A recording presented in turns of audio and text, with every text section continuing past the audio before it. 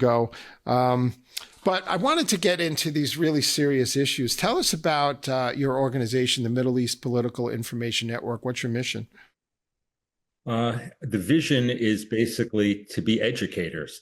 I've worked in the Senate primarily, but also in Congress, at the State Department, organizations. And basically, it's for people to understand a very complex issue, the Middle East, because we in the West here, certainly in America, understand it, and we play checkers, and that region plays five-dimensional chess. And what they have is strategic patience to wait us out. And we don't advance our interests because we're always in a rush to get solutions in an area where solutions are far and few between. Right. So you worked with the Senate Foreign Relations Committee on the original JCPOA deal. Tell us about the flaws in that deal. What was bad about the last deal? I don't know if we have enough time. We have 5 minutes. So the problem with the deal, the first thing we did was we gave the world's leading state sponsor of terror the right to enrich uranium. And they claimed it was for civilian use, exactly what they're saying now. But this is a country that is awash in fossil fuels. So that has never been what it's been about. Other things we did, we made an agreement that had expiration dates in it called sunsets. That made no sense. They were doing most of their clandestine work in military sites. We agreed not to inspect the military sites.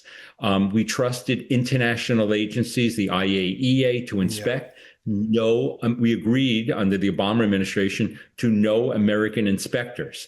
So, and also we never looked at that time, and we're still not looking at in this agreement that's going on right now, is their nefarious support of proxies supporting terrorism, the ballistic missile program, or the horrific human rights record within their own country. Wow.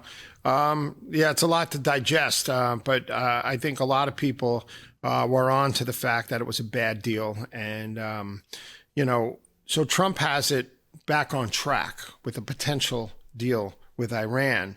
Tell us about what we need to know about the current deal. So I think I think a certain amount of speculation. I've spoken to some people who've been associated with the administration. Officially, that's out there, is the president has said he wants to dismantle all of their enrichment capabilities. That would mean, if he's true to his word, would be get rid of all of their centrifuges. They're called IR-2s, 4s, 6s, and get rid of their ability to do that. The Iranians say it's an absolute red line. They are not giving up their ability to do enrichment. Now, just for your viewers to understand, there are a number of parts to a nuclear weapons program. One is enrichment to get the uranium to weapons grade.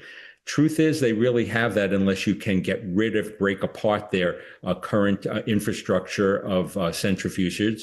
The second part is delivering them, which would be by ballistic missiles. That's the most common part. They already have that. The one part that they don't have yet is weaponization.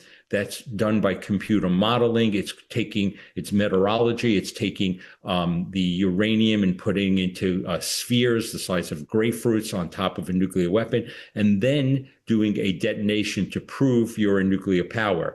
That's the most common weaponization way. There's a cheap way to do it, kind of in a Hiroshima-style way of getting a bomb. Yeah. And they could also claim that they're a nuclear power that way. So right now, the president supposedly the inside word is they're talking about enrichment that they would allow them to have, but it would be under international, a group that would do it kind of in a black box with American inspectors, international inspectors right there watching it. So anything that's produced goes to civilian use, and then hopefully that it would be sent out. The leftover rods would go out to some other country for reprocessing. Is that possible? I'm skeptical because the Iranians are master negotiators and they have religiously sanctioned ability to lie. It's called a tadiyah.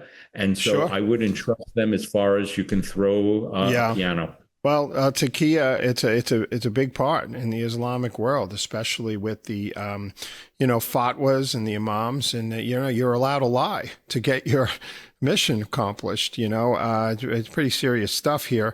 All right, we only have about a minute and a half. What is Israel's perspective on this, and will they be satiated, or will they be on board if we do a deal with Iran? So Israel's fearful. This is not an existential threat for us, but it is an existential threat for Israel. But this is a primary American national security threat that we shouldn't take lightly. Iran is vulnerable. Their defense array is down. The country is weak. There are strikes going on. The rial has fallen. The president has put maximum sanctions. The country is weak. They're in a time of vulnerability.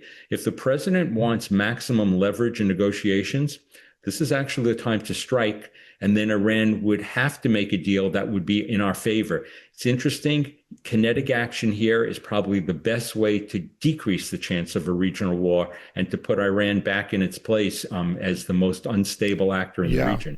Well, I know it's very controversial. A lot of people in the Trump camp, don't want to see military action.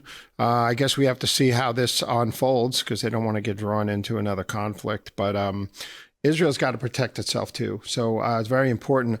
I want to thank you so much for joining us, Eric. Where can people follow you on social media?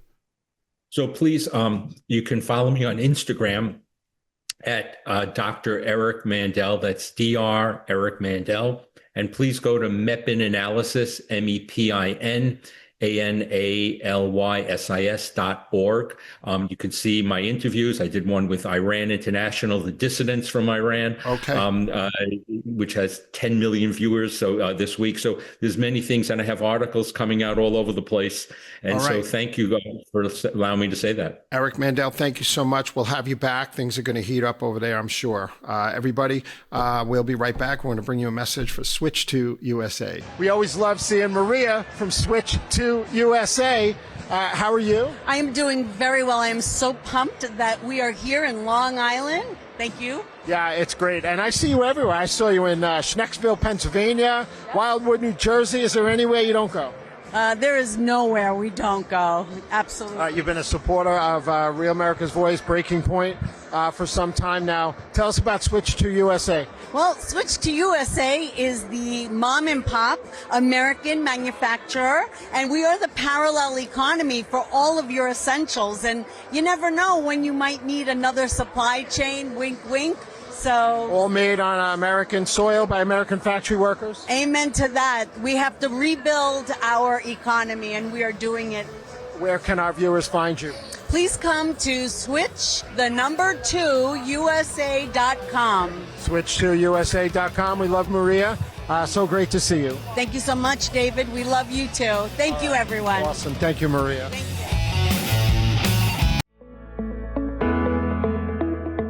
We all want to make a difference in our country and make change, but we don't all have the ability to do so. A lot of people are busy. They can't join school boards. They can't get on borough council, but they can change where they shop. And it's just shopping. It's that simple. We're going to link arms and we're going to shop right here at this American factory. They make the products and they're all natural and they're good for us and they're affordable. Everything's made here in the USA.